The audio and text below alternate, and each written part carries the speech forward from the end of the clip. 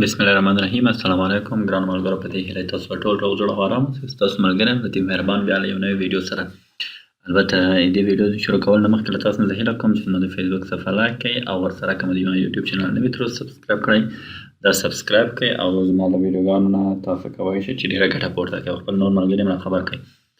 په تېر څو ورځو کې ما ډېر زیات ویډیوګانې تاسو ته اپلوډ کړي دي، اما زه نه پوهېږم چې ولې زما ویډیوګانې په دې ورځو کې ویو نه اخلي. نو خدای دې وکړي چې تاسو دې ته متوجه شئ او چینل ته راشئ او ویډیوګانې وګورئ. ډېر مهمه او ډېر ښه ویډیوګانې دي، مختلف سایټو باره کې دي، تاسو کولی شئ هغه مکمل وګورئ او ورنه ګټه پورته کړئ.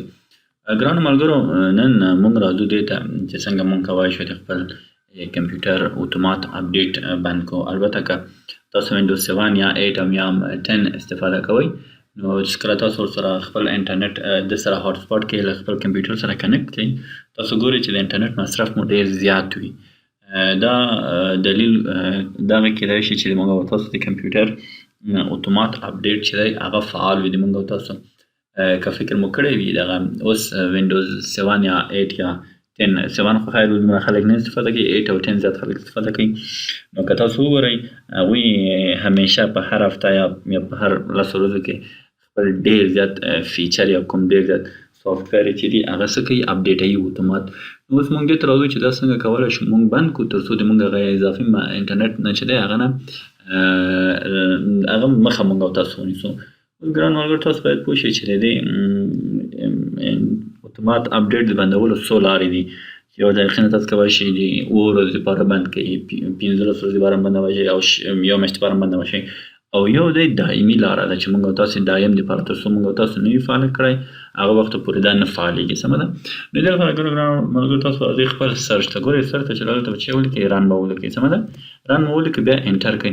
بیا په رن کې به تاسو چې لیکئ وګورئ، تاسو ډېر اسانه services.msc ګورئ، services.msc دا هم چې ولیکئ چې ورته وایي اوکې به ورته وایي. سمه ده؟ ګوره اوکې چې ورته وویل دغسې یو نوې صفحه به تاسو ته راشي. تاسو په یو باندې دلته لاندې کلیک کوئ او ورسره به چې وهئ ډبلیو به وهئ. سمه ده؟ ګوره ډبلیو چې ووایئ راځئ لاندې، دا به څو ځله ګوره تاسو دلته ډبلیو وهئ. سمه ده؟ دلته چې ګوره دغه لاندې وګورئ په نامه د وینډوز اپډیټ، ګورئ وینډوز اپډیټ وګورئ. اوس چې دی اوس دلته ښیي چې اتومات ګوره دې باندې تاسو چې کوئ ډبل کلیک به کوئ. چې کله هم ډبل کلیک ګوره سټارټ اپ ټایپ ګوره دا اوس چې دی ګورئ تاسو چې لیکلي دي اتوماتیک، دا به چې کوو موږ او تاسو ډسیبل کوو.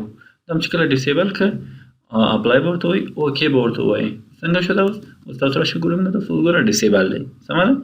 اوس دا ډسیبل شو. اوس د دې نه بعد چې تاسو خپل هاټ سپاټ خپل موبایل د دې سره هاټ سپاټ کوئ نو تاسو کمپیوټر به اتومات اپډیټ کېږي نه او تاسو ډیټا به ډېره نه خوري. بیا تاسو خوښه ده که تاسو هر وخت ډیټا هم زیاته پیدا کړئ بیا تاسو کولی شئ خپل وینډوز اپډیټ کړئ. البته وینډوز همیشه اپډیټ ساتئ ولې چې سیکیورټي ریسک بیا ډېر پورته کېږي. سمه ده؟ که تاسو چیرې اپډیټ ونه ساتئ او که چیرې اپډیټ یې کوئ بیا هغه سیکیورټي ریسک چې دی هغه بیا ډېر لو لیول ته راځي یا کښته راځي. بیا څوک کوم فیچر یې دوی چې باید بخښنه غواړم کوم سافټویر یې دی وینډوز ډیفنډر دی یا فایروال دی یا شاید هغه اپډیټ چې وي یعنې هغه سیکیورټي ریسک یا دی دې خاطر چې تاسو کمپیوټر څوک ډېر زر هک کړي هغه کمیږي، کښته راځي. البته 100% کې نه ورکېږي اما کښته راځي. سمه ده؟